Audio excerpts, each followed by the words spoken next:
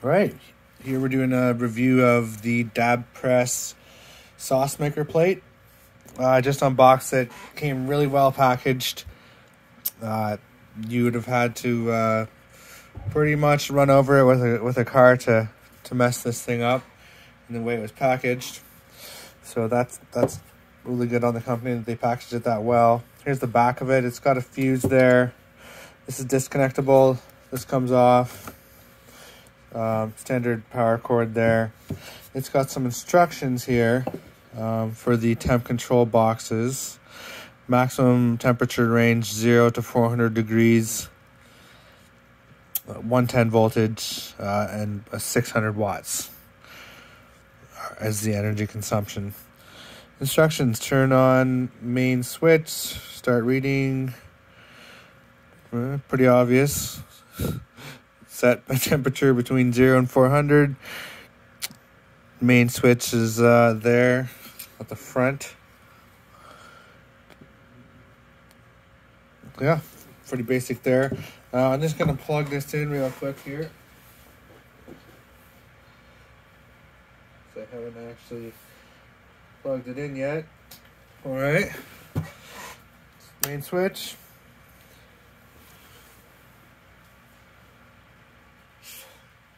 What's going on here? I did the wrong one. Yeah. Here it is.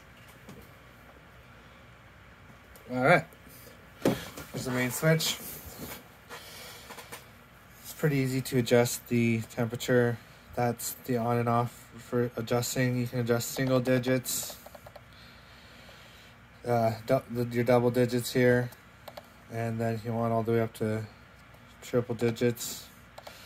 Let's just do a test to see what it takes to get to 400, or approximately how long. It's alright. Get that going there. Let's take another look at the back. Nothing too special. This is made in China, as we could probably guess. Still seems like a really sturdy product. There's came with a tool to disconnect, just basically an Allen wrench to disconnect these heating elements if you ever need to take them out and replace them. The slab itself, I believe it's all aluminum, and it is quite heavy for it's heavier than I think either of these plates would be on their own, and much heavier than the cooling plate that I have. So it's starting to get pretty warm already. Up to 100. And I bought this for for curing the cannabis, for just experimenting and curing it in different ways. I know one of the ways I read, to attempt to make THC diamonds, you leave a sealed jar, something like this. I think it would be better to get something that seals better than this. And you set that on there. And you just leave your jars there. Something that's sealed up. So I'd probably like a mason jar.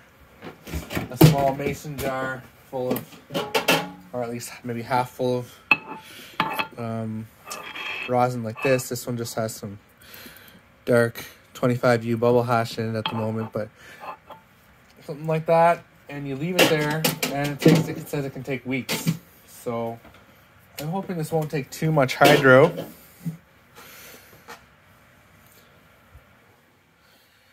But it does. I'll have to calculate it actually.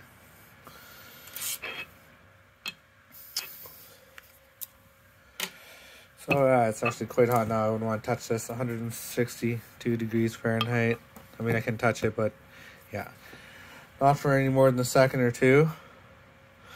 Looks like it's going to work well anyway for what I need.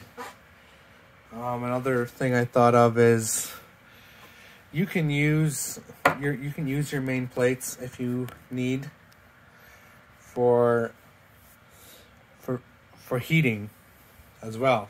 You need something to heat it, but this jar doesn't quite fit in there, and you know, any small jars or medium-sized jars like that are not going to fit in.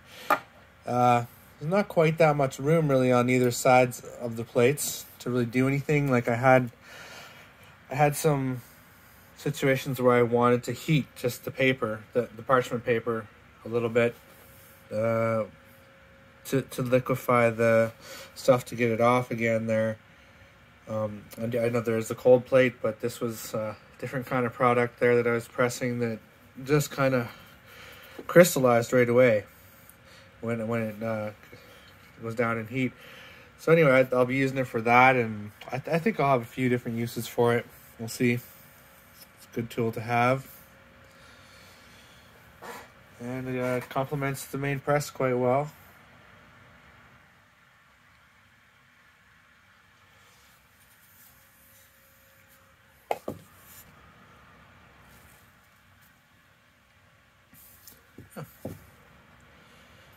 I believe this was around 150 Canadian. And while being fairly expensive, seems like it's well built. And I could see this lasting a lifetime perhaps, if I get lucky. Or at least hopefully 5 to 10 years. But I guess it depends on how well it's used. As you can see, it's up to 250 now, so it's just been a few minutes. So it probably wouldn't take any more than 5 minutes to get up to 400, I'm guessing.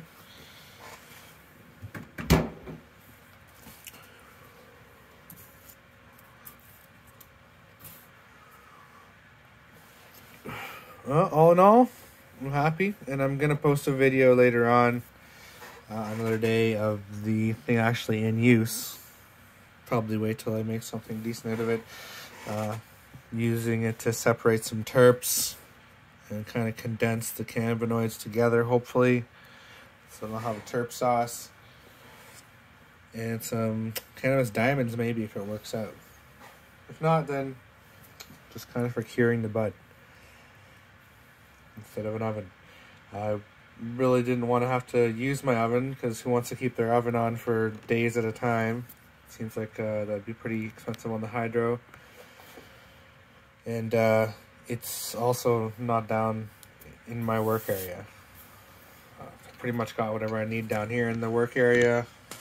I got my fridge to keep the rosin, freezer there for cold plates.